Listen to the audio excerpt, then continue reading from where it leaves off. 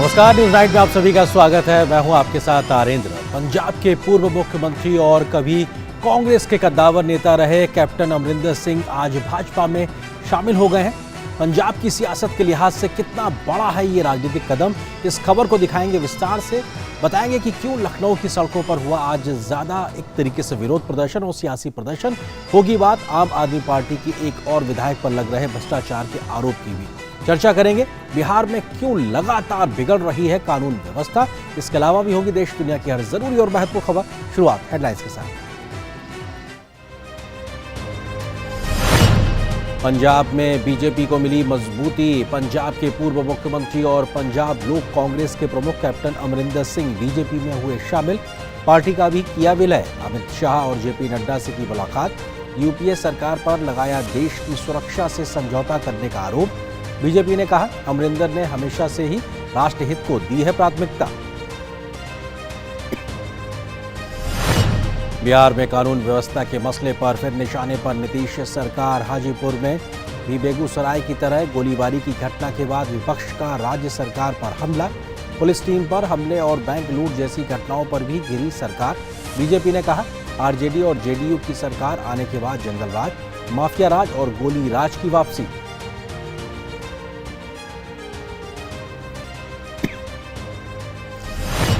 भ्रष्टाचार के मसले पर बीजेपी ने फिर बोला आम आदमी पार्टी पर हमला। दिल्ली वक्फ बोर्ड के हुए भ्रष्टाचार के मामले में गिरफ्तार आम आदमी पार्टी के विधायक अमानतुल्लाह खान के बहाने केजरीवाल पर बोला हमला।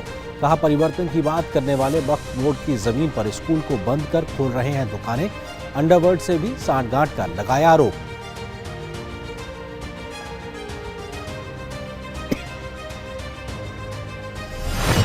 उत्तर प्रदेश विधानमंडल के मानसून सत्र के पहले दिन समाजवादी पार्टी अध्यक्ष अखिलेश यादव ने बिना इजाजत निकाला पैदल मार्च। सीएम योगी आदित्यनाथ ने कहा राज्य में अराजकता की जगह नहीं। समाजवादी पार्टी से नियम का पालन करने की उम्मीद को बताया कपोल कल्पना। कहा सदन में देंगे जवाब। राजधानी दिल्ली के गुरुद्वारा बंगला साहिब से जुड़े सिखों के एक प्रतिनिधिमंडल ने की प्रधानमंत्री नरेंद्र मोदी से मुलाकात। प्रतिनिधिमंडल ने प्रधानमंत्री को दिया प्रसाद और भेंट किया सरोपा। पीएम ने जन्मदिन पर गुरुद्वारा बंगला साहिब में किया गया था अखंड पाठ का आयोजन।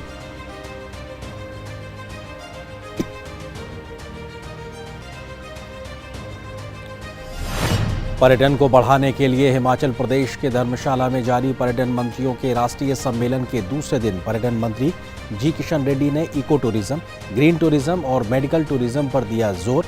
देश में पर्यटन को बढ़ावा देने के लिए कनेक्टिविटी बढ़ाने पर काम जारी।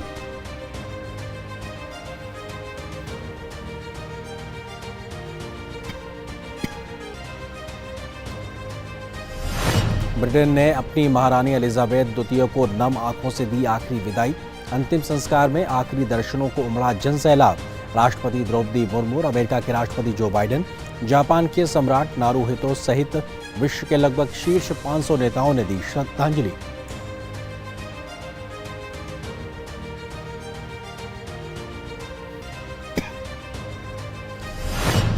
पूर्वी ब्रिटेन के शहर लीसेस्टर में दो समुदायों के बीच हिंसा में भारतीय समुदाय और हिंदू धर्म स्थल के परिसर में प्रतीक चिन्हों को बनाया गया निशाना। तनाव के बाद 27 लोग गिरफ्तार। लंदन स्थित भारतीय उच्चायोग ने की दोषियों के खिलाफ तत्काल कार्रवाई की मांग।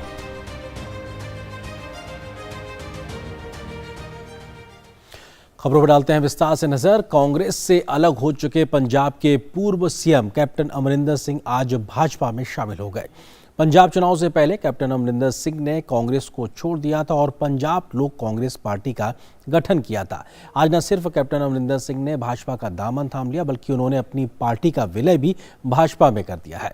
उसके साथ ही कई तमाम पंजाब के बड़े नेताओं ने भी आज भाजपा का दामन थामा है। पंजाब में शिरोमणि अकाली दल के साथ गठबंधन से हटने के बाद बीजेपी लगातार राज्य में अपनी पैठ मजबूत करने की कोशिश में लगी है। सोमवार को इन कोशिशों को उस समय बल मिला जब पंजाब के पूर्व मुख्यमंत्री और पंजाब लोक कांग्रेस के प्रमुख कैप्टन अमरिंदर सिंह भारतीय जनता पार्टी के वरिष्ठ नेताओं की मौजूदगी में सोमवार को नई दिल्ली स्थित भाजपा मुख्यालय में पार्टी में शामिल हो गए। अमरिंदर के साथ न केवल बड़ी संख्या में नेता बीजेपी में शामिल हुए, बल्कि अमरिंदर ने अपनी पार्टी का भी बीजेपी में विलय कर लिया। इस मौके पर केंद्रीय मंत्री नरेंद्र सिंह तोमर और किरेन रिजिजू भी मौजूद थे। पार्टी में शामिल होने के बाद अमरिंदर सिंह ने प्रधानमंत्री, गृह मंत्री और जेपी नड्डा का आभार जताया और कहा कि बीजेपी ही देश हितों का ख्याल रखने वाली पार्टी है। It is our duty to protect our country and to protect our own state. And if we don't do it, then we are not doing our responsibilities. We are not doing this. Unfortunately, China is way ahead of us in weaponry, and we have. It is our fault. It is the fault of the Congress party. Let me tell you quite clearly, I am not doing it because I am no longer in the Congress, but I am doing it because I don't think in the 4 terms that Mr. Antony was there, even one type of weapon was ever purchased for the army or the Air Force or the Navy. Amarinder के BJP में शामिल होने का स्वागत करते हुए BJP ने कहा कि वो हमेशा से ही राष्ट्र हित को प्राथमिकता देते रहे हैं। पार्टी का कहना है कि पंजाब जैसे संवेदनशील राज्य को सही से संभालने की जरूरत है और इसके लिए समान विचारधारा वाले लोगों का साथ आना जरूरी है। कैप्टन साहब की जो सोच है वो पहले से भी भारतीय जनता पार्टी से मिलती जुलती रही है, क्योंकि देश में भारतीय जनता पार्टी एक ऐसा राजनीतिक दल है जिसमें हमेशा गर्व से यह कहा जाता रहा है कि सबसे पहले राष्ट्र और दूसरे नंबर पर पार्टी। इस सिद्धांत को कैप्टन अमरिंदर सिंह जी ने हमेशा अपने जीवन में अपनाया। Under the leadership of Honorable Prime Minister Modi ji, the way India is progressing, we all feel that right-thinking people of the country must be united. And I feel it is very special occasion that a very sensitive state like Punjab must be handled in a proper manner by right people. We have been seeing Captain Saab and his functioning. BJP में शामिल होने के बाद अमरिंदर सिंह ने केंद्रीय गृह मंत्री अमित शाह से भी मुलाकात की। इससे पहले कैप्टन अमरिंदर दिल्ली में भाजपा अध्यक्ष जेपी नड्डा से मिले। दरअसल कैप्टन अमरिंदर सिंह ने मुख्यमंत्री पद से इस्तीफा देने के बाद पिछले साल कांग्रेस छोड़ दी थी और पंजाब लोक कांग्रेस का गठन किया था। उनकी पार्टी पंजाब लोक कांग्रेस, भाजपा और सुखदेव सिंह ढींढसा के नेतृत्व वाली शिरोमणि अकाली दल संयुक्त के साथ मिलकर पंजाब चुनाव में उतरी थी। हालांकि उसका प्रदर्शन अच्छा नहीं रहा और स्वयं कैप्टन को पटियाला शहरी सीट से पराजय का सामना करना पड़ा। पंजाब के 2 बार मुख्यमंत्री रह चुके सिंह पूर्ववर्ती पटियाला शाही परिवार से ताल्लुक रखते हैं। अमरिंदर सिंह के बीजेपी में शामिल होने के बाद पार्टी को राज्य में मजबूती मिलने की उम्मीद है। दिल्ली से शैलेंद्र मिश्रा के साथ ब्यूरो रिपोर्ट, डीडी न्यूज। तो पंजाब से जुड़ी इस खबर के बाद अब बात उत्तर प्रदेश से जुड़ी एक बड़ी खबर की। लखनऊ की सड़कों पर आज जमकर सियासत देखने को मिली। समाजवादी पार्टी ने योगी सरकार के खिलाफ विरोध मार्च निकाला तो नियमों की अनदेखी पर पुलिस ने मार्च को रोक दिया। सपा के विरोध पर यूपी सीएम ने सवाल उठाए और कहा कि राज्य में अराजकता फैलाने का किसी को हक नहीं है। बीजेपी ने सपा के प्रदर्शन को गैर जरूरी बताया और कहा कि सरकार हर मुद्दे पर चर्चा के लिए सदन में तैयार है। उत्तर प्रदेश में सोमवार से विधानमंडल के सत्र की शुरुआत हो गई, लेकिन लखनऊ में विधानसभा के सदन में नहीं बल्कि सड़क पर सियासत देखने को मिली। यूपी के मुख्य विपक्षी दल समाजवादी पार्टी ने योगी सरकार के खिलाफ विरोध मार्च निकाला। सपा द्वारा निकाले गए मार्च के लिए स्थानीय प्रशासन से अनुमति नहीं ली गई थी, जिसके चलते पुलिस ने रास्ते में ही सपा के मार्च को रोक दिया। पुलिस ने मार्च निकालने के लिए तय नियमों का पालन करने का अनुरोध भी सपा नेताओं से किया, लेकिन सपा नेताओं ने पुलिस की बात नहीं सुनी। विरोध के चलते पुलिस को मार्च रोकना पड़ा। पैदल मार्च के संबंध में बार बार अनुरोध करने के बावजूद भी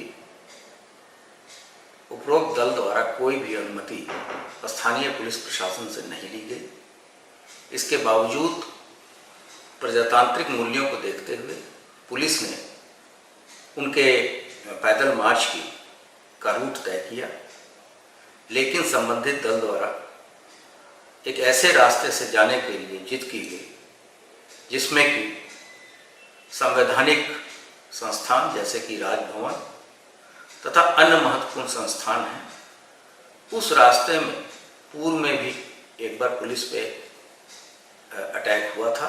सड़क पर आम जनता जहाँ पे मूव करती है वहाँ के लिए कुछ निश्चित नियम कानून बने हुए हैं। हमारा यही प्रयास है कि उन कानूनों का अनुपालन कराया जाए। साथ ही जब भी कोई बड़ा कार्यक्रम किया जाता है, विधान भवन जाना तो ठीक है, परंतु रास्ते में किसी प्रकार की पद यात्रा करना, उसकी अनुमति ली जानी आवश्यक है। जो विधायकों को, पूर्व मंत्रियों को, कई बार के विधायक हैं, पूर्व स्पीकर हैं, बड़े बड़े पदों पे पूर्व में लीडर ओपोजिशन रहे, वो सब साथ हैं, उनको सदन में नहीं जाने दे रहे। सपा के विरोध मार्च पर यूपी के सीएम योगी आदित्यनाथ ने सवाल खड़े किए और कहा कि राज्य में अराजकता की कोई जगह नहीं है। किसी भी दल और व्यक्ति को लोकतांत्रिक तरीके से अपनी बात रखने का अधिकार है। अगर उन्होंने अनुमति मांगी होगी तो पुलिस उन्हें अनुमति जरूर देगी। किसी भी दल को और किसी भी व्यक्ति को लोकतांत्रिक तरीके से अपनी बात रखने में कहीं कोई बुराई नहीं है, हर एक व्यक्ति को है। नियमानुसार अगर उन्होंने कोई परमिशन मांगी होगी तो पुलिस उन्हें सुरक्षित और सही मार्ग अवश्य देगी और परमिशन भी देगी, इसमें कोई संदेह नहीं। लेकिन ये दायित्व संबंधित और जिम्मेदार नागरिकों या जिम्मेदार संगठन और राजनीतिक दलों का एक नैतिक दायित्व कर्तव्य भी बनता है कि अपने किसी भी आंदोलन के लिए या किसी भी प्रोसेशन के लिए उनको नियमानुसार परमिशन मांगनी चाहिए। योगी आदित्यनाथ ने कहा कि 25 करोड़ लोगों के हितों के लिए डबल इंजन की सरकार बिना भेदभाव के कार्य कर रही है। डबल इंजन की सरकार समाज के अंतिम पायदान पर बैठे व्यक्ति को शासन की योजनाओं का लाभ पहुंचा रही है। डिप्टी सीएम केशव प्रसाद मौर्य ने कहा कि योगी सरकार हर मुद्दे पर सदन में चर्चा को तैयार है, लेकिन सपा चर्चा से बच रही है। और उनकी पार्टी इस समय बेरोजगारी की स्थिति में है। सत्ता से उनको जनता ने बेदखल कर दिया है और अभी कोई दूर दूर तक उनके कहीं आसपास सत्ता के निकट आने की संभावना नहीं है। ये बौखलाहट के प्रदर्शन है। अगर उनको सार्थक या विपक्ष की भूमिका अदा करनी है तो सदन में आकर के विषय को रखें, चर्चा करें। उत्तर प्रदेश विधानमंडल के सत्र के पहले दिन ही सपा ने सड़क पर उतरकर विरोध किया, लेकिन अभी पूरा सत्र बाकी है, जिसके चलते अभी और धरना प्रदर्शन की उम्मीद की जा सकती है। हालांकि सत्र के दौरान चर्चा सदन में होनी चाहिए, सदन के बाहर नहीं। Bureau report, DD news. खबर दिल्ली से। आम आदमी पार्टी के एक और विधायक अमानतुल्लाह खान भ्रष्टाचार के आरोप में घिरते जा रहे हैं। एसीबी की छापेमारी में उनके घर से लाखों रुपए की नकदी, अवैध असलाह बरामद हुआ था, तो उनके सहयोगी के पास से मिली एक डायरी से भी कई सनसनीखेज जानकारी सामने आ रही है। भाजपा ने अमानतुल्लाह खान पर वक्फ बोर्ड की जमीन पर बने स्कूल को बंद करके दुकानें खोलने का आरोप लगाया है। दिल्ली में बीजेपी और आम आदमी पार्टी के बीच घमासान लगातार बढ़ता जा रहा है। पहले मंत्रियों और सरकार पर लगे भ्रष्टाचार के मसले पर सियासी लड़ाई तेज हुई और अब विधायक अमानतुल्लाह खान की गिरफ्तारी के बाद ये घमासान और ज्यादा बढ़ गया है। शुक्रवार को दिल्ली वक्फ बोर्ड में हुए भ्रष्टाचार के मामले में भ्रष्टाचार निरोधक शाखा यानी एसीबी के छापे और उसके बाद अमानतुल्लाह खान की गिरफ्तारी के बाद बीजेपी और ज्यादा आक्रामक होकर आम आदमी पार्टी और केजरीवाल सरकार पर हमला बोल रही है। सोमवार को बीजेपी ने आरोप लगाया कि अमानतुल्लाह खान के घर से जिंदा कारतूस बरामद होने और उनके करीबियों के घर से कैश बरामद होने से उनकी पोल खुल गई है। बीजेपी ने आरोप लगाया कि जो परिवर्तन की बात करते थे, उनके द्वारा वक्फ बोर्ड की जमीन पर स्कूल को बंद कर दुकानें खोली गई हैं। जो स्कूल दसियों साल से चल रहा था, उस स्कूल को आम आदमी पार्टी की सरकार आने के बाद पहले जो वक्फ बोर्ड के चेयरमैन थे, उनके द्वारा उस स्कूल को बंद किया गया और फिर अमानतुल्लाह खान ने उस स्कूल की दुकानों, उस स्कूल की सामान को बाहर फेंकवाया और उस स्कूल में दुकानें खोली। दुकानों में बड़ी मोटी रकम लेकर उन्होंने अपने निजी फायदे के लिए उस पैसे का इस्तेमाल किया। दरअसल एसीबी की जांच में अमानतुल्लाह खान के करीबी और सहयोगी कौशर इमाम सिद्दीकी उर्फ लड्डन के घर से मिली लाल डायरी मददगार साबित हो रही है। इस डायरी ने अमानतुल्लाह खान की मुश्किलें बढ़ा दी हैं। एंटी करप्शन ब्रांच शुक्रवार को विधायक अमानतुल्लाह खान से पूछताछ कर चुकी है और इसके बाद उनके और उनके सहयोगियों के ठिकानों पर छापा मारा गया। इस छापे में कौशर इमाम सिद्दीकी के ठिकाने से लाल डायरी, 12 लाख रुपए की नकदी और बिना लाइसेंस का पिस्टल और कारतूस मिले हैं। इस पर दक्षिण पूर्वी जिले के जामिया नगर थाने में उसके खिलाफ आर्म्स एक्ट का मामला भी दर्ज किया गया है और वो फरार है। उसकी तलाश की जा रही है। अधिकारियों के अनुसार इस लाल डायरी ने कई राज खोले हैं। इसमें करोड़ों रुपए के अवैध लेन देन का जिक्र है। साथ ही गुजरात, बिहार और उत्तर प्रदेश में भी भेजी गई रकम का विवरण है। यही नहीं, लाल डायरी में दुबई और सऊदी अरब से आई रकम का भी उल्लेख है। बीजेपी का आरोप है कि इतने गंभीर इल्जामों के बाद भी पार्टी ऐसे लोगों को संरक्षण दे रही है। इस लाल डायरी का जो कनेक्शन है, कहीं न कहीं आम आदमी पार्टी के अरविंद केजरीवाल के प्रिय विधायक अमातुल्लाह खां के आतंकवादियों से संबंध हो, अंडरवर्ल्ड से उनके संबंधों, उनकी साठगांठ की ये कहानी लाल किताब कह रहा है। इस लाल किताब में हवाला ट्रांजैक्शन का भी सारी बातें उसमें छुपी हुई है। उधर शराब घोटाले में भी आम आदमी पार्टी की मुश्किलें कम होने का नाम नहीं ले रही। आबकारी नीति में कथित घोटाले की जांच कर रही ईडी ने आम आदमी पार्टी के विधायक दुर्गेश पाठक से पूछताछ की। दुर्गेश पाठक से सीबीआई और ईडी द्वारा दर्ज मामले में नामजद आरोपी विजय नायर से संबंध जुड़े होने के कारण पूछताछ हो रही है। हालांकि आम आदमी पार्टी आरोपों से इनकार कर रही है। जो जब आबकारी नीति बनी तब विधायक भी नहीं था, सरकार का हिस्सा भी नहीं था, उसका तथाकथित इस शराब की पॉलिसी की जांच से क्या लेना देना।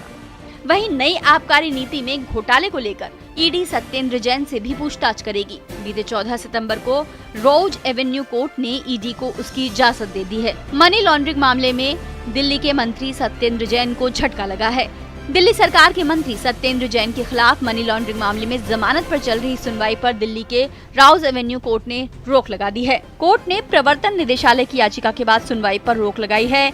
प्रवर्तन निदेशालय ने सुनवाई करने वाली जज गीतांजलि गोयल के पास से मामले को दूसरे कोर्ट में ट्रांसफर करने की मांग की थी। कुल मिलाकर आम आदमी पार्टी के विधायक और मंत्री एक के बाद एक घोटालों के आरोपों में घिरते नजर आ रहे हैं। दिल्ली से शैलेंद्र मिश्रा के साथ ब्यूरो रिपोर्ट, डीडी न्यूज। और फिलहाल यहाँ पर एक छोटे से ब्रेक के लिए रुकते हैं।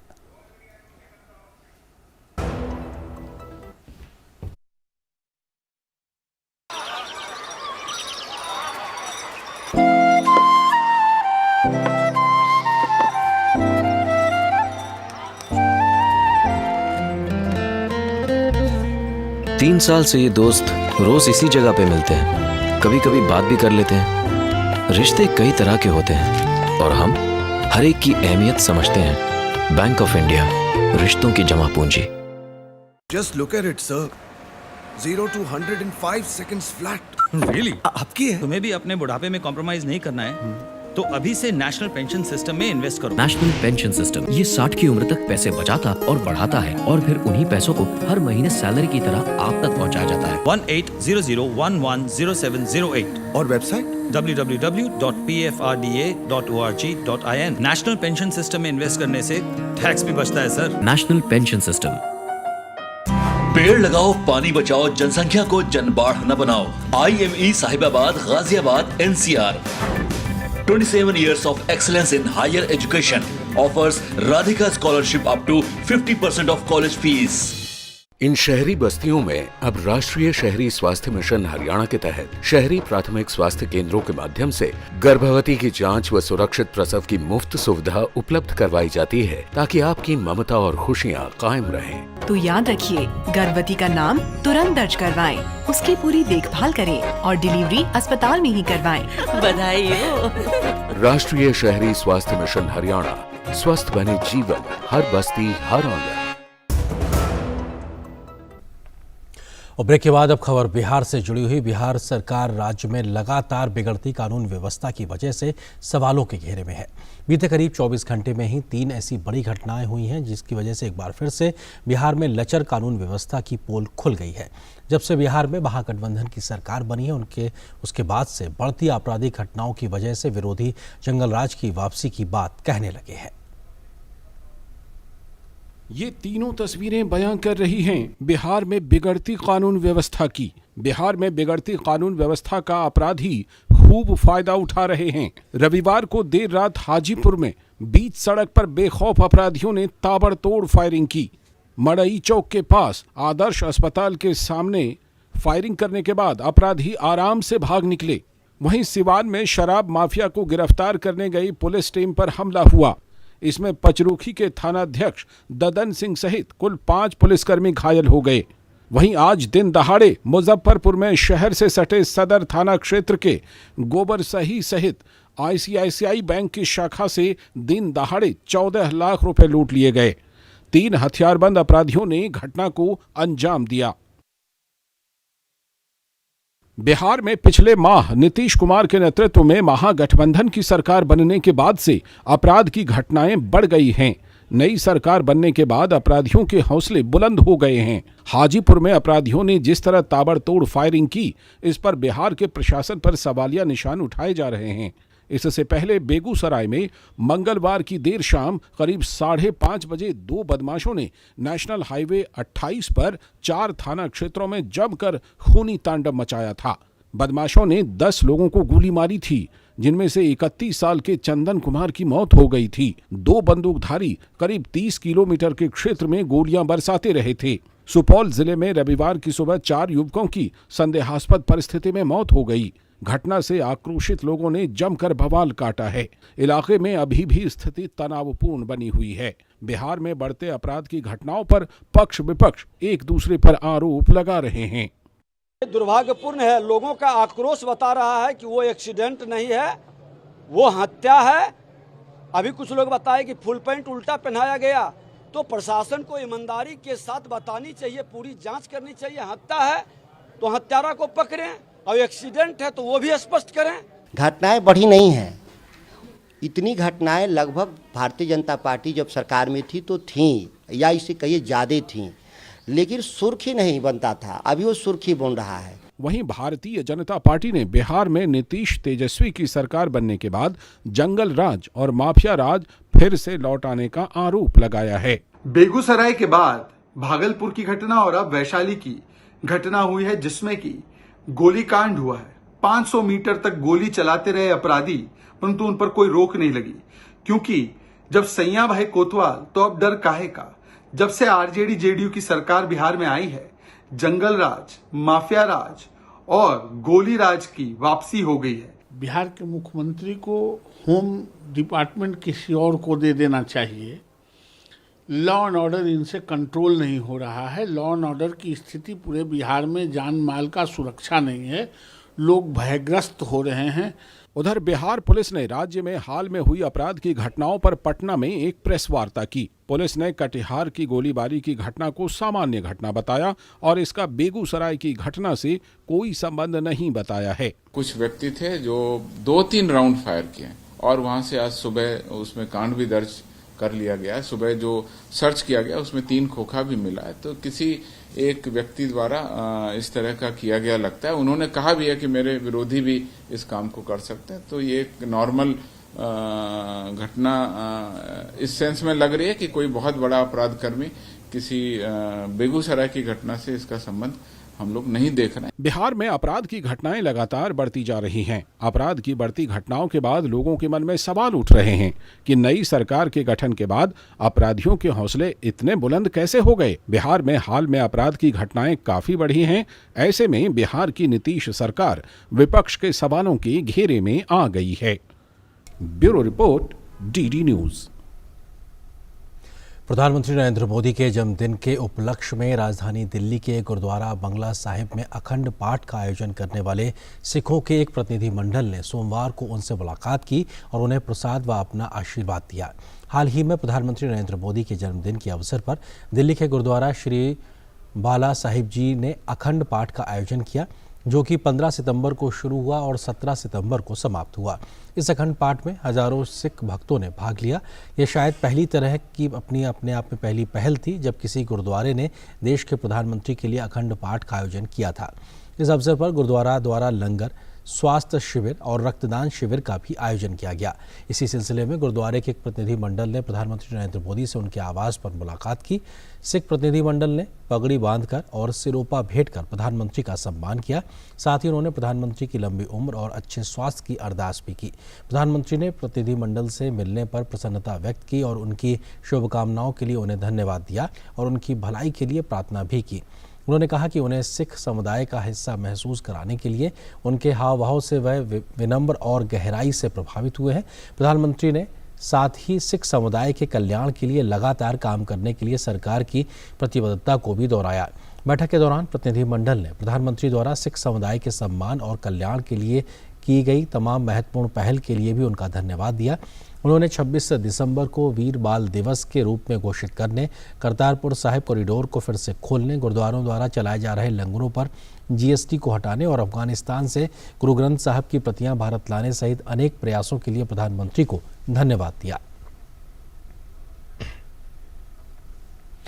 भारत और पाकिस्तान के बीच क्रिकेट मैच का तनाव दोनों देशों के बीच देखा जाता है। जीत हार पर दोनों देशों के प्रशंसक अलग अलग तरीके से इसका इजहार भी करते हैं। अब यह तनाव ब्रिटेन तक पहुंच गया है। पूर्वी इंग्लैंड के लीसेस्टर शहर में पिछले महीने के अंत में एशिया कप के भारत पाकिस्तान क्रिकेट मैच के बाद शनिवार और रविवार को तड़के गंभीर अव्यवस्था में फैल जाने के बाद प्रशंसकों के बीच हुई झड़प भी हो गई। ब्रिटेन के लीसेस्टर में दो समूहों के बीच कई हिंसक झड़पों की खबर देखने को मिली। लीसेस्टर में हिंसा व तनाव की घटनाएं लगातार सामने आ रही हैं। इसी दौरान एक धर्मस्थल में तोड़फोड़ व झंडा निकालने की भी बात सामने आई है। लीसेस्टर पुलिस ने हिंसा के मामले में अब तक 27 लोगों को गिरफ्तार किया है और शांति की अपील की है, लेकिन तनाव कायम है। सोशल मीडिया में जारी रिपोर्टों में दावा किया गया है कि ताज़ा हिंसा एक विरोध मार्च के कारण फैली थी।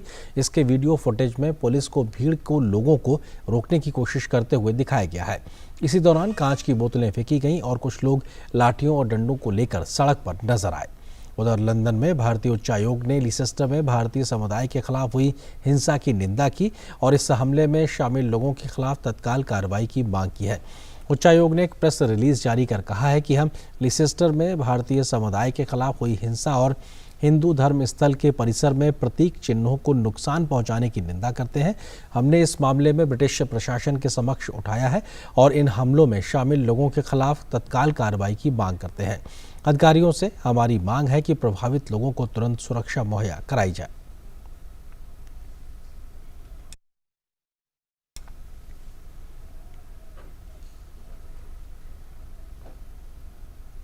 ब्रिटेन की महारानी एलिजाबेथ द्वितीय के अंतिम संस्कार में हिस्सा लेने के लिए दुनिया भर के नेता पहुंच रहे हैं। भारत की ओर से देश की राष्ट्रपति द्रौपदी मुर्मू ने एलिजाबेथ द्वितीय को श्रद्धांजलि भेंट की। महारानी की अंतिम यात्रा में किंग चार्ल्स, उनके पुत्र विलियम तथा हैरी और शाही परिवार के अन्य सदस्य शामिल हैं। इससे पहले महारानी की अंतिम यात्रा वेस्टमिंस्टर एबे भवन ले जाई गई, जहां उनका विवाह हुआ था और ताजपोशी की गई थी। पूरी दुनिया ने ब्रिटेन की महारानी एलिजाबेथ द्वितीय को नम आंखों से विदाई दी। महारानी के पार्थिव शरीर को श्रद्धांजलि देने के लिए दुनिया भर से करीब 2000 मेहमान लंदन पहुंचे। इनमें राष्ट्रपति जो बाइडेन, राष्ट्रपति द्रौपदी मुर्मू, राष्ट्रपति इमैनुअल मैक्रों जैसे बड़े नेता शामिल हैं। बीते 4 दिनों में ब्रिटेन पर सबसे लंबे समय तक शासन करने वाली साम्राज्ञी का पार्थिव शरीर वेस्टमिंस्टर हॉल में आम लोगों के दर्शन के लिए रखा गया, जब देश विदेश के हजारों शुभचिंतकों ने उन्हें श्रद्धांजलि दी। उनकी अंत्येष्टि में करीब 5000 राष्ट्राध्यक्ष और प्रमुख शामिल हुए। रूस और बेलारूस को छोड़कर बाकी लगभग सभी देशों के राष्ट्राध्यक्षों को अंतिम संस्कार में हिस्सा लेने के लिए आमंत्रित किया गया था। अमेरिका के राष्ट्रपति जो बाइडेन और उनकी पत्नी जिल बाइडेन, ब्राजील के राष्ट्रपति जायर बोल्सोनारो, यूरोपीय परिषद के अध्यक्ष चार्ल्स मिशेल और यूरोपीय आयोग की अध्यक्ष Ursula von der Leyen, Canada के प्रधानमंत्री जस्टिन ट्रूडो समेत दुनिया के अन्य नेता और गणमान्य व्यक्ति महारानी के अंतिम संस्कार में शामिल हुए। श्रद्धांजलि देते समय जो बाइडेन काफी भावुक दिखे। उन्होंने क्रॉस का चिन्ह बनाया और चुपचाप खड़े होकर हाथ अपने सीने पर रख लिया। अमेरिकी राष्ट्रपति महारानी के निधन को अपूर्णी क्षति बताते हुए कहा कि वैश्विक मंच पर एक बड़ी खाई पैदा हो गई है। राष्ट्रपति बाइडेन ने कहा कि महारानी एलिजाबेथ ने विश्व में गरिमा और सेवा का संचार किया है। मेरा दिल शाही परिवार किंग चार्ल्स और उनके पूरे परिवार के लिए काफी भावुक हो रहा है। महारानी के निधन से वैश्विक मंच पर एक बड़ी खाई पैदा हो गई है और कभी कभी लगता है कि आप इस कमी को कभी भर नहीं पाएंगे। लेकिन मैंने किंग चार्ल्स को कहा है कि महारानी एलिजाबेथ हर पल उनके साथ हैं। इस मुश्किल की घड़ी में हम ब्रिटेन के सभी लोगों के साथ हैं और आप लोग भाग्यशाली थे जिन्होंने महारानी के 70 साल के शासन को देखा।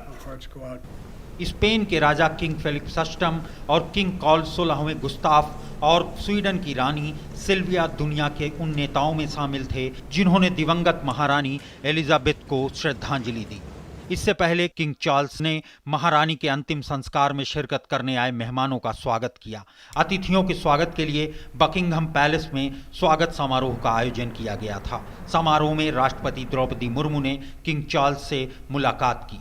लंदन में महारानी एलिजाबेथ द्वितीय को अंतिम विदाई देने के लिए पूरा ब्रिटेन उमड़ पड़ा।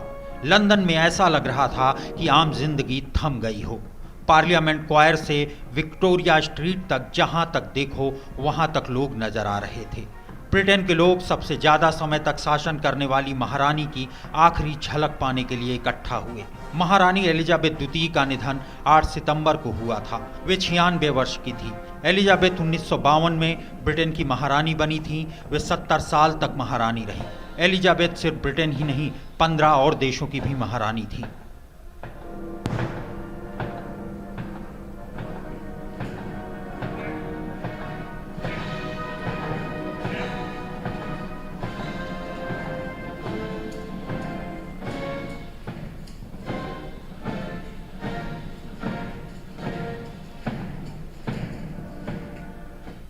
और हमारे सहयोगी शुभेंदु घोष इस वक्त लंदन से हमारे साथ इस खबर पर अधिक बातचीत के लिए मौजूद। शुभेंदु, अगर देखा जाए तो एक पूरा जन सैलाब उमड़ा हुआ है महारानी के अंतिम दर्शन को लेकर। इस वक्त अंतिम संस्कार को लेकर क्या पूरी रस्म अदायगी चल रही है?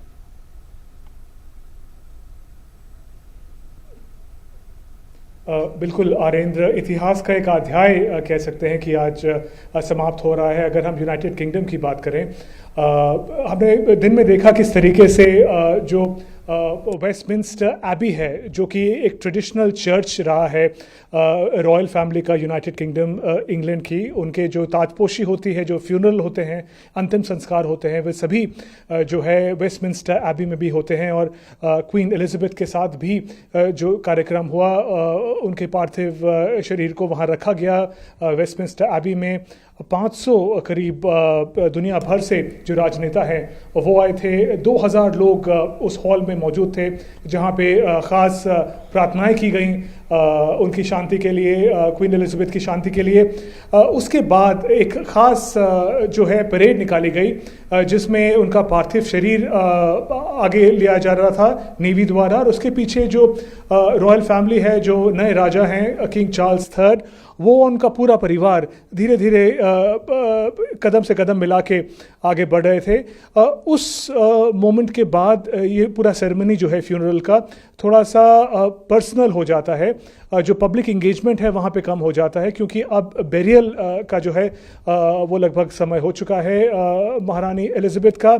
और इस बेरियल में जो मुख्य लोग हैं वो उनके खुद के परिवार के लोग हैं। किंग चार्ल्स III जो हैं, बाकी जो उनके पोता पोती हैं, उनके परिवार हैं, उनकी सदस्यता होगी इस कार्यक्रम में। तो बड़ा अद्भुत था जो दिन शुरू हुआ, जिसमें हमने देखा कि दुनिया भर के जो राजाध्यक्ष हैं वो सब आए, मेहमान आए, ख़ास रॉयल्टीज आए अलग अलग देशों से। लेकिन शाम होते होते जब बेरियल का समय आया तो सिर्फ परिवार ही क्वीन एलिजाबेथ के साथ में था। जी शुक्रिया शुभेंदु, फिलहाल हमारे साथ जुड़ने के लिए, इस खबर पर हमें अपडेट देने के लिए शुक्रिया आपका। फिलहाल एक छोटे से ब्रेक के लिए रुकते हैं।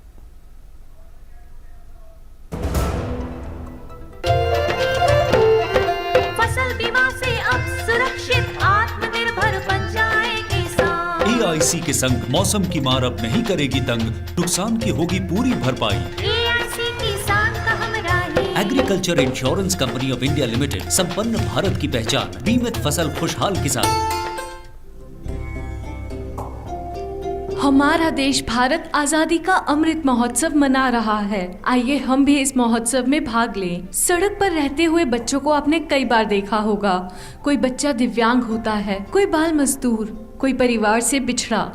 जब भी आप ऐसे किसी बच्चे को सड़क पर देखें तो ये आपका देश के प्रति कर्तव्य है कि आप NCPCR के सिटीजन पोर्टल पर सूचना दें। देश के नव निर्माण में अपना योगदान देने के लिए सड़क पर रह रहे बच्चों को काउंसलिंग की सेवा, मेडिकल सेवा या किसी भी प्रकार की मदद पहुंचाने के लिए NGO, CSO, higher education, technical institute, colleges एवं यूनिवर्सिटीज, फाउंडेशन, सोसाइटी, ट्रस्ट सब NCPCR के बाल स्वराज पोर्टल पर खुद को संगठन या संस्था के रूप में रजिस्टर करें। ये बच्चे ही देश का भविष्य हैं और देश के भविष्य की रक्षा करना आपका और हमारा कर्तव्य है। क्यों बहनों, मिल गई ना खबर कैंप की? हाँ आशा, तू तो वहाँ मेरी नजर का इलाज करवा। नजर ही नहीं चाची, नाक, कान, त्वचा, शुगर, बीपी या कोई यौन रोग हो, सेहत और इलाज की मुफ्त सुविधा अब हमारे घर पर ही आ गई है।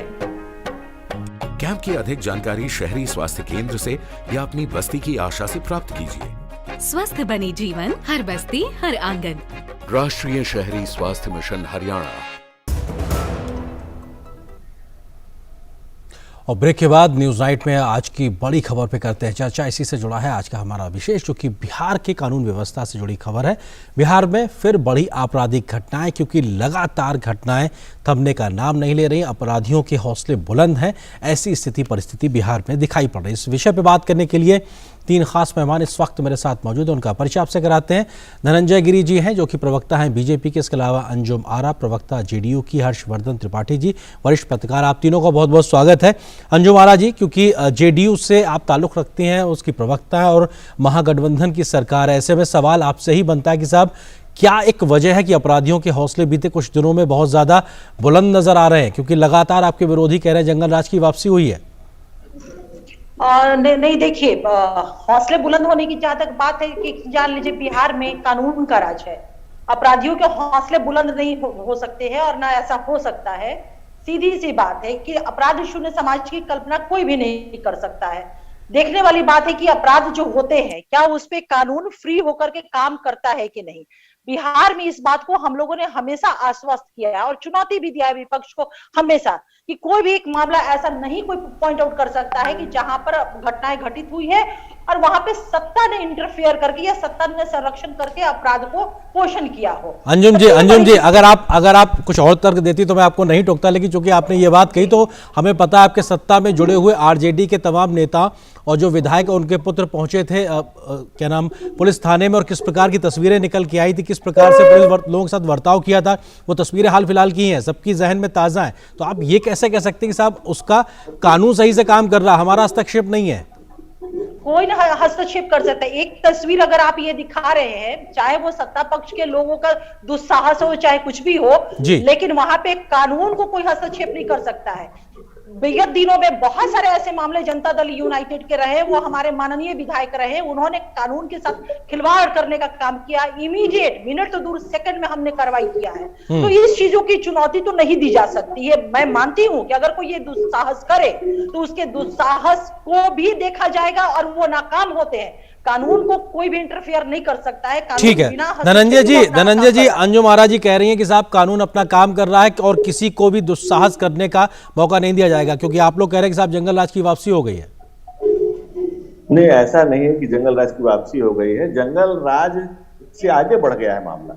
जंगल राज की गोद में आज बिहार है और माननीय मुख्यमंत्री की सिर्फ नाम के मुख्यमंत्री हैं, और ये घटनाओं से साबित हो रहा है। बिहार में आज लाचार मुख्यमंत्री नीतीश कुमार हैं। बिहार आज अपनी ऊपर आर्तनाद कर रहा है, करुण पुकार कर रहा है, कराह रहा है, सिसक रहा है। उसकी सुनने वाला और सुध लेने वाला कोई नहीं, क्योंकि मुख्यमंत्री अनुकंपा पे मुख्यमंत्री है। ये आरजेडी की सरकार है जिसमें नीतीश कुमार नाम के मुख्यमंत्री हैं, और ये साबित हो गया। कल नीतीश जी गए थे उद्घाटन करने, तेजस्वी जी गए थे उद्घाटन करने। तेजस्वी जी ने ऊपर का फीता काटा, नीतीश जी ने नीचे का फीता काटा। दबे सकुचे शर्माए लजाए सकुचाए से नीतीश जी। भाई, जिस नीतीश जी ने जिस लालू यादव के खिलाफ अपने जीवन भर लड़ाई लड़ी, उनके सुपुत्र के सामने समर्पण कर दिया, और आरजेडी के तमाम बड़े नेता जो बेल पर हैं, और जदयू के प्रवक्ता कहा करते थे लालू यादव जी के बारे में कि कैदी नंबर इतना इतना इतना, वो लोग तो पहले से बताते रहे हैं। आरजेडी और अपराध को अगर आप अलग करके देखना चाहें तो ये बिल्कुल नामुमकिन सी बात है। बिहार में कोई गठबंधन की सरकार थोड़े ना है, ये लठबंधन की सरकार है। नीतीश जी ने जब से सठ और लठ के साथ गठबंधन किया है, आम बिहारी बिहार में डरा हुआ घबराया हुआ है। और भाई साहब ऐसा है ना कि बिहार में आप सुरक्षित इसीलिए हैं कि आप अपने हिस्से के हादसे का इंतजार कर रहे हैं, आप सरकार के भरोसे सुरक्षित नहीं है। अपराधियों ने जितने देर आपको छोड़ा रखा है बस उतने देर आप सुरक्षित हैं। सिंह साहब जी, अंजुम जी मैं आ रहा हूं आपके पास। अंजुम जी आ रहा हूं, हर्षवर्धन जी से एक रिएक्शन लेता हूं। हर्षवर्धन जी, क्या आपको लगता है बड़ी वजह, क्योंकि सुशासन बाबू के नाम से जाने जाते नीतीश कुमार, उनके मुख्यमंत्री रहते हुए इस प्रकार की एक परसेप्शन बने, सरकार का इकबाल खत्म होने लगे, अपराधियों के हौसले बुलंद हो, हर दिन ऐसी घटनाएं हो जो अपने आप में कानून व्यवस्था पे सवाल खड़ा करे, ये एक फिर से तस्वीर बन रही है बिहार की? देखिए, मैं इससे सहमत कतई नहीं होता हूं कि फिर से तस्वीर बन रही है बिहार की। बिहार की तस्वीर 2015 के बाद से कोई सुशासन राज नहीं रह गया, और अभी पिछले कुछ समय में लगातार जिस तरह की घटनाएं हुई हैं, जिस तरह की आपराधिक घटनाएं सामने आ रही हैं, और इसमें जो सबसे बड़ी बात है कि अपराधियों को कानून का कतई डर नहीं। और उससे खतरनाक बात क्या है? उससे खतरनाक है कि मुख्यमंत्री के तौर पर नीतीश कुमार उसमें जाति खोजते हैं, उसमें संप्रदाय खोजते हैं, और उसको कानून व्यवस्था की तरह से देखना ही नहीं चाहते। मुझे लगता है कि बिहार का दुर्भाग्य जातीय राजनीति में फंसना था, और अब उससे आगे ये कि नीतीश कुमार को पता है कि चाहे भारतीय जनता पार्टी हो या राष्ट्रीय जनता दल हो, घूम फिरकर समर्थन मुझे देना है। तो शायद बिहार के अपराधी और बिहार के मुख्यमंत्री दोनों को पता है कि हम ही रहेंगे बिहार में, न तो भले लोग रहेंगे, न तो कोई दूसरा नया मुख्यमंत्री आने वाला है। सुशासन राज जैसी कल्पना बिहार में तो बिल्कुल दिखती ही नहीं।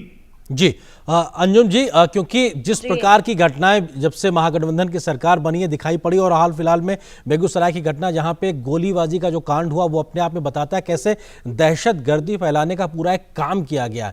क्यों आखिर सरकार जो है अपना इकबाल खोती दिखाई पड़ रही है? सबसे पहले देखिए, इकबाल की जहां तक बात है ना, तो आपके प्रवक्ता, भारतीय जनता पार्टी के प्रवक्ता ने जो कहा, तो इकबाल अगर बात है तो एनसीआरबी का जो रिपोर्ट है वो हमारा नहीं, वो केंद्र सरकार का, इन्हीं की सरकार का रिपोर्ट है। एनसीआरबी का रिपोर्ट है कि राष्ट्रीय औसत दर से आधा से भी कम अपराध रेट जो है वो बिहार का है। अगर सरकार के इकबाल की बात है तो गुजरात जो है अपराध के मामले में बिहार से बहुत आगे है। बताइए अपने सरकार जो भाजपा शासित प्रदेश है क्या इकबाल? अंजुम जी, हम बाकी राज्यों के बारे में भी बात करेंगे, लेकिन आप दूसरे का अपराध गिनाकर अपने को कमतर नहीं कर सकती हैं। आपके आज बिहार के अपराध को लेकर अगर हम चर्चा कर रहे हैं तो आप किसी दूसरे राज्य के उसको ज्यादा बता के अपने को कमतर, आप क्या इसको नकारना चाहती हैं कि क्योंकि उनका ज्यादा है तो ये चलेगा हमारे यहाँ? आप ये कहना चाहती हैं? नहीं, हमारा सीधे यही कहना है कि जिस तरह से विमर्श का विषय बनता है बिहार, गुजरात अपराध के मामले में बिहार से आगे, उत्तर प्रदेश बहुत आगे है, मध्य प्रदेश बहुत आगे है, महाराष्ट्र बहुत आगे। ये मैं नहीं, एनसीआरबी का रिपोर्ट कहता है। ये विमर्श का विषय क्यों नहीं बनता? ये घटनाएं नगण्य हैं क्योंकि वहां ज्यादा, इसलिए ये घटनाएं बिहार में हो रही नगण्य है। क्या आप इसको ये कहना चाहती हैं? मैं कह रही हूँ कि आधे से भी मतलब ज्यादा। नहीं, आप ये कह रही हैं इसको निगलेक्ट कर देना चाहिए, इस पर नजरअंदाज कर देना चाहिए। क्योंकि मैं जस्टिफाई नहीं कर रही हूँ, मैं जस्टिफाई नहीं कर रही। तो ये जस्टिफाई का तो लॉजिक आप यही दे रही हैं, क्योंकि आप इन घटनाओं को एक तरीके से जस्टिफाई इस तरह से कर रही, साहब उनका ज्यादा है, उनका भी गलत है, अगर ज्यादा है आपका भी गलत है। आपका जो गलत है उस पर बात करिए ना। क्यों नहीं चर्चाएं क्यों नहीं होती उन राज्यों की जहां बिल्कुल चर्चा होती, जहां कहीं भी अपराध है वहां पे चर्चा होगी। और आज अगर बिहार में चर्चा हो रही है तो आप दूसरे राज्यों को गिना के गलत नहीं कर सकती है। धनंजय जी वो ये कह रही है कि आपके तमाम बीजेपी शासित राज्यों में भी अपराध है, इसलिए यहाँ पे इसको अननेसेसरी आप लोग तूल दे रहे हैं। धनंजय जी ठीक है, अंजुम जी आपके आरोप का जवाब ले रहा हूँ, अंजुम जी आपके आरोप का जवाब ले रहा हूँ। नरेंद्र जी, नरेंद्र जी, मैं अपनी बहन अंजू महाराज जी को धन्यवाद देना चाहता हूं। उन्होंने ये मान लिया कि बिहार में अपराध रहेगा और अभी बढ़ेगा, तब तक इंतजार किया जाएगा जब तक कि एनसीआरबी के डाटा में ऊपर नहीं चला जाएगा। जब एनसीआरबी के डाटा में क्लाइमेक्स पर जाएगा। अंजुम जी आपके आरोप का वो जवाब दे रहे हैं, आपने आरोप लगा लिया ना अंजुम जी, आपने आरोप लगाया, अब वो जवाब दे रहे हैं, उनका जवाब सुन लेते हैं, फिर आपके पास आता हूँ। अंजुम जी आता हूँ आपके पास, अंजुम जी आ रहा हूँ आपके पास में। अंजुम जी आपने आरोप लगाया, आपका जवाब ले रहा हूँ, उनको बात कहने दीजिए, आपके उस पर आता हूं।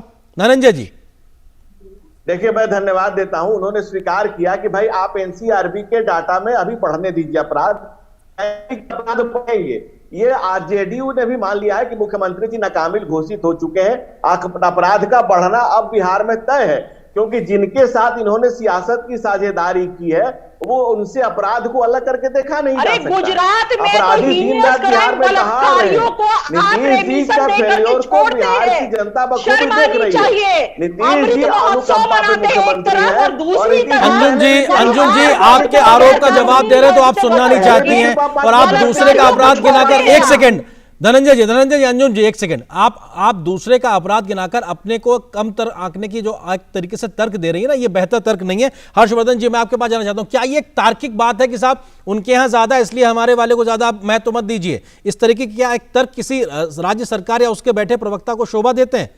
हर्षवर्धन जी देखिए, एनसीआरबी के डेटा की बात कर रही है जो जनता दल यूनाइटेड की प्रवक्ता है, आंकड़ा अगर कुछ बता दें तो बहुत अच्छा रहेगा, दर्शकों को भी, डीडी के जो दर्शक सुन रहे हैं वो सुन लेंगे। जी और लगातार हम लोग जो खबरें देख रहे हैं वो खबरें बहुत स्पष्ट तौर पर बता रही हैं कि कोई दिन नहीं बीत रहा है जब कोई वहां बड़ी घटना नहीं हो रही। और मैं फिर से दोहरा रहा हूं कि किसी राज्य का मुख्यमंत्री इस तरह के आपराधिक घटनाओं के बाद अगर वो ये कहता हुआ घूमे मुस्कुराते हुए कि अरे कुछ कौन जाति के लोग हैं आपने देखा नहीं, कौन लोग हैं, कहां हुआ है, यह बताता है कि दरअसल उस शासक की, उस मुख्यमंत्री की मंशा क्या है। और एनसीआरबी का डेटा तो राज्य सरकार से केंद्र सरकार के पास जाता है, उसमें भी बिहार की जो स्थिति है वो बहुत अच्छी नहीं है।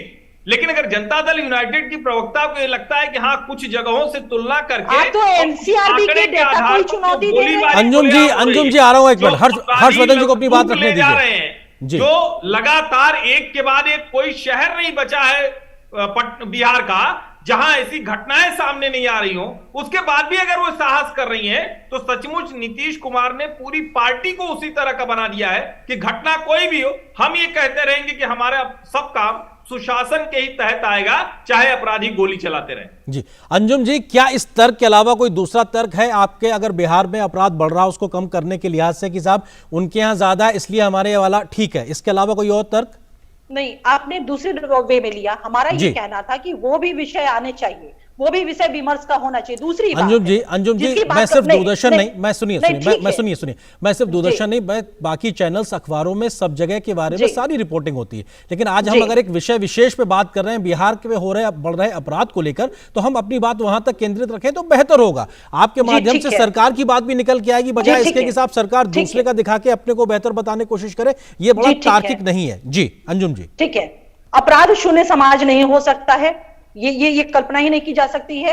बिहार में हम लोगों ने हमेशा चुनौती दिया है कि अपराध के विषय पे कानून का राज जो हम कहते हैं कि कानून जो अपना काम करता है, एक भी ऐसा उदाहरण ये प्रस्तुत कर दे हमारे दोनों जो वक्ता बैठे हैं जिसमें सत्ता ने हस्तक्षेप किया हो। अपराधियों ने अपराध किया है, वो पकड़े गए हैं, कानून काम किया, उनकी सजा मिले। लेकिन मैं पूछना चाहती हूँ ये आज दोनों प्रवक्ता महोदय से कि अमृत महोत्सव मनाया जा रहा था, अमृत महोत्सव जैसी चीज समय में गुजरात सरकार परिहार पुनः देखिए आप अंजुम जी, आप पुनः गुजरात पहुंच गई। हम बिहार की बात करें, बड़ा विनम्रता से मैंने आपसे कहा, बड़ा विनम्रता से आपसे कहा, आप अभी तर्क नहीं दे रहे, बिल्कुल नहीं। चलिए, लेकिन इससे पहले जो आपने आरोप लगाया उसका मैं जवाब धनंजय जी से ले रहा हूं। धनंजय जी, अंजुम जी ये कह रही है कि साहब कोई भी समाज अपराध शून्य नहीं हो सकता है, अगर कोई अपराधी अपराध कर भी रहा है बिहार में तो उसको सजा दी जा रही है, वो ये कह रही है कानून अपना काम कर रहा है। धनंजय जी देखिए बहन अंजुम जो भी कह रही हो, लेकिन बिहार के अंजुमन की जो हालत है, अंजुमन में अपराधियों की ठाए दिन दहाड़े धाए और चौराहे पर 30 से 40 किलोमीटर तक सफर, 4 थाने और 3 ओपी पार करते हुए अपराधियों को माला पहना करके सम्मानित नहीं किया जाता है बिहार की अपराध की घटना में इजाफा है और जो उनका मनोबल अंजुम जी आप फिर वही बात कर रहे हैं, उनको अपनी बात तो रखने दीजिए ना, आप पुनः एक बार अपनी बात कह चुके, उनको कहने दीजिए, आप ही के आरोप का जवाब ले रहा हूं। जी धनंजय जी, हड़बड़ाए हुए, बड़बड़ाए हुए, घबराए हुए, लजाए हुए, से कुचाए हुए नीतीश जी के लोग हैं, कहें तो कहें क्या, उनके अपराध को भी आप सुशासन कहिए, उनका दावा है कि आप मेरे अपराध को भी सुशासन कहिए, क्योंकि वो अपराधियों के गोद में जाकर बैठ गए हैं, मजबूर लाचार है। बिहार की जनता की सबसे बड़ी मजबूरी है, आज बिहार की कर दी है, नीतीश जी ने बिहार को वहां लाके खड़ा कर दिया है कि अपराध के आगोश में पल रहा बिहार है। इस अंजुमन में किसी के लिए आप इसलिए सुरक्षित है क्योंकि आपको अपराधियों ने सुरक्षित छोड़ा हुआ है। आप सरकार के भरोसे नहीं है, अपराधियों की दया पे आप बचे हुए हैं। रामेंद्र सिंह साहब, इससे बिहार की वो स्थिति हो गई है जब निजाम कुर्सी पर बैठा हुआ नीतीश कुमार जब मृतकों में जाति खोजते हैं, अपराधियों में जाति खोजते हैं। जिस दिनकर की धरती पर नहीं समझ में आ रहा था, एक महीना पहले तक लिखा है समझ में ठीक है, जब सत्ता का लाभ ले रहे थे, सम्मान तपोबल से सत्ता का जगत सुख में भोग रहे थे, एक जाति महीना जाति का शोर मचाते केवल कायर क्रूर।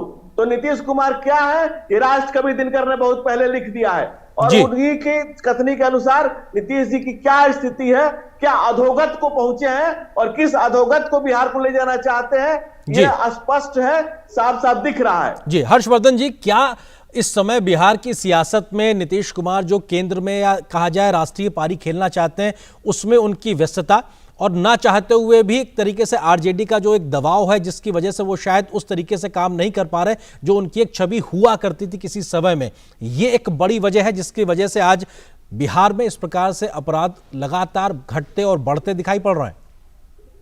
देखिए, मैं दोहरा रहा हूं इस बात को और बहुत जिम्मेदारी से कह रहा हूं कि आप लोग जब ये चर्चा करते हैं ना कि नीतीश कुमार की छवि, नीतीश कुमार ने 2010 की सरकार के बाद कोई काम नहीं किया है और बिहार की बर्बादी के लिए भारतीय जनता पार्टी भी उतनी ही जिम्मेदार मानी जाए क्योंकि ये उनको सरकार चलाने में बराबर के साझेदार रहे हैं।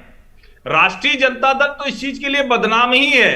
मैं बार बार कह रहा हूं कि बिहार में नीतीश कुमार ने अपने एक जो छवि के तहत जो कुछ किया उसमें बिहार का बड़ा बेड़ा गर्क हुआ है। आप विपक्षी नेता बनना चाहते हैं, आप प्रधानमंत्री बनना चाहते हैं, वो सब ठीक है, लेकिन बिहार में एक उद्योग नहीं आ पाया। बिहार दुनिया भर में, देश भर में लोगों को श्रमिक उपलब्ध करा रहा है, कुशल लोगों को उपलब्ध करा रहा है। बिहार के उद्योगपति दूसरी जगह निवेश कर रहे हैं, बिहार में कोई आ नहीं पाता है। बिहार का अपना कोई मॉडल नहीं है, बिहार की अपनी कोई व्यवस्था नहीं है और उसके बाद भी अगर आप बार बार ये सवाल पूछें तो मुझे लगता है कि नीतीश कुमार ने अपनी छवि गढ़ ली है और उस छवि के सहारे उनको तो सत्ता मिली हुई है, बिहार बर्बाद होता जा रहा है। ठीक है, बिल्कुल बिहार किस दिशा में जा रहा है, किस तरह से आगे बढ़ रहा है, सवाल बहुत है जिसके उत्तर खोजना या देना वक्त की जरूरत है और ऐसे में तमाम जो ओहदे पे बैठे लोग हैं उनको देने की जरूरत भी। फिलहाल वक्त इतना ही। बहुत बहुत शुक्रिया आप तीनों मेहमानों का हमारे साथ जुड़ने के लिए, इस विषय पे विस्तार से बात करने के लिए बहुत शुक्रिया आपका। यहाँ पर एक और छोटे से ब्रेक के लिए रुकते हैं, बहुत जल्द हाजिर होते हैं।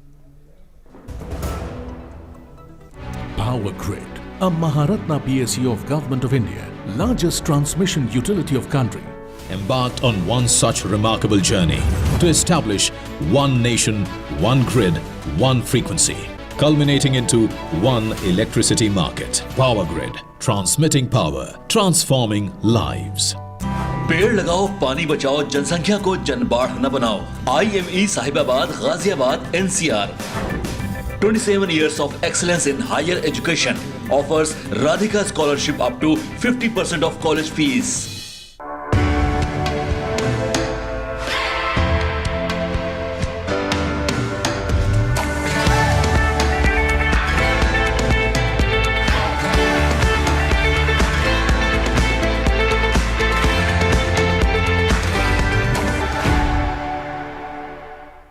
बहू कहाँ गई थी? अम्मा आज UHND था ना, भाभी वहाँ गई थी। वो क्या हुए है? इस दिन ANM बहन जी स्वास्थ्य संबंधी बातचीत करवाती हैं। वो बातचीत करें किस बात पे? अब जैसे संतुलित भोजन और साफ सफाई है, अस्पताल में सुरक्षित डिलीवरी है, बच्चों के टीके, एनीमिया से बचाव और तो और बुजुर्गों की सेहत की देखभाल की बातें हैं। महीने में एक बार होता है ये अर्बन हेल्थ न्यूट्रिशन डे। राष्ट्रीय शहरी स्वास्थ्य मिशन हरियाणा, स्वस्थ बने जीवन, हर बस्ती हर आंगन। प्रधानमंत्री नरेंद्र मोदी की दुनिया भर में स्वीकारता और एक वैश्विक नेता बनने के उनके व्यक्तित्व की एक और मिसाल सामने आई है। वडोदरा के एक डॉक्टर अपने परिवार के साथ पेरिस घूमने गए थे जब उनको वहां पर दिल का दौरा पड़ा। आपातकालीन स्थिति में उन्होंने प्रधानमंत्री मोदी का कई बार नाम लिया तो उनको न सिर्फ पेरिस में तुरंत और बेहतर इलाज मिला बल्कि उनके इलाज के लगभग 60 लाख रुपयों का बिल भी माफ कर दिया गया। ये घटना बताती है मोदी है तो मुमकिन है।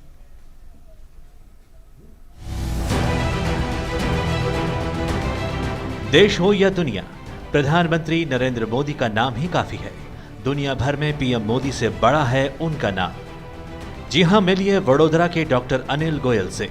प्रधानमंत्री नरेंद्र मोदी के दुनिया में प्रभाव की वजह से वडोदरा के डॉक्टर अनिल गोयल को पेरिस के अस्पताल में न सिर्फ वीवीआईपी ट्रीटमेंट की सुविधा मिली, उनका 60 लाख रुपए का खर्च भी माफ कर दिया गया। दरअसल डॉक्टर अनिल गोयल और उनकी पत्नी अगस्त में वडोदरा से यूरोप घूमने गए थे। वो 12 अगस्त को पेरिस के एक रेस्टोरेंट में बैठे थे। इसी बीच उनके सीने में दर्द होने लगा। हालात बिगड़ने पर तुरंत ही एम्बुलेंस बुलाई गई। बाद में एक कार्डियक एम्बुलेंस भी पहुंची। एक चिकित्सक ने उन्हें तत्काल 2 इंजेक्शन लगाए। इसकी कीमत 50,000 रुपए से 1 लाख रुपए थी। चिकित्सक ने उनके नाम और पते की जानकारी मांगी। उन्होंने बताया कि वे डॉक्टर हैं और भारतीय हैं। उन्होंने बताया कि वे गुजरात के हैं, लेकिन एम्बुलेंस का डॉक्टर यह समझ नहीं सका। डॉक्टर गोयल ने उनको बताया कि वे पीएम मोदी के गुजरात से हैं। गुजरात का मतलब वो नहीं समझे, तो मैंने इमीडिएटली मेरे दिमाग में देवदूत के रूप में मोदी जी एंटर हुए। मैंने कहा मोदी जी की जगह से हूँ, और जहाँ से मोदी जी जीत के फर्स्ट टाइम प्राइम मिनिस्टर बने थे, हम उस शहर से हैं। ये सब मैंने उनको बताया। उसके बाद उन्होंने फ्रेंच में अपने कार्डियोलॉजी यूनिट हेड को और अपने हॉस्पिटल को, जहाँ तक मैं समझता हूँ, क्या मैसेज दिया फ्रेंच में दिया मुझे कुछ पता नहीं, पर वो बार बार फ्रेंच में ये पहले बोले डॉक्टर हैं, इंडियन डॉक्टर हैं, और उसके बाद मोदी जी का नाम मोदी मोदी मोदी मोदी करके कई बार वो बोलते रहे। एम्बुलेंस दौड़ती रही।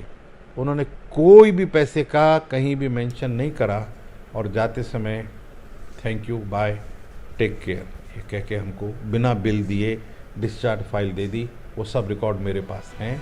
इसके बाद उन्हें एम्बुलेंस से अस्पताल ले जाया गया। वहां वीवीआईपी सुविधा के समान तुरंत उनका इलाज किया गया। बेहतर इलाज से उनकी जान बच गई। लिहाजा आप समझ ही सकते हैं कि आप दुनिया के किसी भी हिस्से में हों, पीएम मोदी का नाम ही आपकी सभी मुश्किलों का हल निकाल सकता है। Bureau report, DD news. और अब नजर डालते हैं देश की कुछ और महत्वपूर्ण खबरों पर फटाफट अंदाज में। आप देखिए इन खबरों को। फिलहाल मुझे और मेरी पूरी टीम को दीजिए इजाजत। नमस्कार।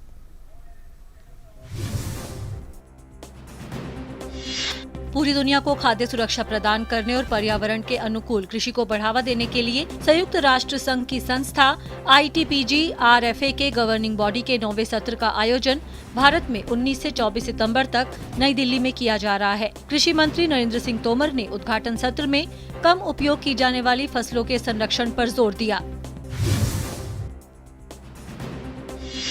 मध्य प्रदेश सरकार ने मध्य प्रदेश लोक सेवा आयोग परीक्षार्थियों के हित में बड़ा फैसला लिया है। प्रदेश की शिवराज सरकार ने PSC के परीक्षार्थियों की एग्जाम देने की निर्धारित आयु में 3 साल की बढ़ोतरी करने का फैसला किया है। हालांकि आयु सीमा में यह बढ़ोतरी सिर्फ एक बार के लिए होगी। सुप्रीम कोर्ट की संविधान पीठ ने सोमवार को अपने फैसले में साफ किया कि किसी विषय पर बड़ी पीठ द्वारा दिया गया फैसला ही मान्य होगा, भले ही फैसले में एक मत जजों की संख्या कम हो। यानी 7 जजों की संविधान पीठ में अगर 4 जज एक राय लेते हैं तो यह फैसला मान्य होगा, न कि वह फैसला जिसमें 5 जजों की संविधान पीठ के सभी जज एक मत हों। पंजाब के मोहाली स्थित चंडीगढ़ विश्वविद्यालय में हुए घटनाक्रम की जांच SIT करेगी। वायरल वीडियो मामले में जांच के लिए 3 सदस्यीय SIT का गठन किया गया है। इस विशेष जांच दल की 3 सदस्यीय महिला पुलिस अधिकारी होंगी। पंजाब पुलिस ने इस मामले में 3 लोगों को गिरफ्तार किया है। तीनों आरोपियों को मोहाली के खरड़ कोर्ट में पेश किया गया, जहां से तीनों आरोपियों को 7 दिनों के लिए पुलिस रिमांड पर भेज दिया गया। कांग्रेस की कर्नाटक इकाई के अध्यक्ष DK शिवकुमार धन शोधन के एक मामले में पूछताछ के लिए नई दिल्ली में प्रवर्तन निदेशालय के समक्ष पेश हुए। ईडी ने पिछले सप्ताह शिवकुमार को सम्मन भेजा था। कांग्रेस नेता ने तब कहा था कि उन्हें मालूम नहीं है कि ईडी ने उन्हें किस मामले में पेश होने के लिए कहा है।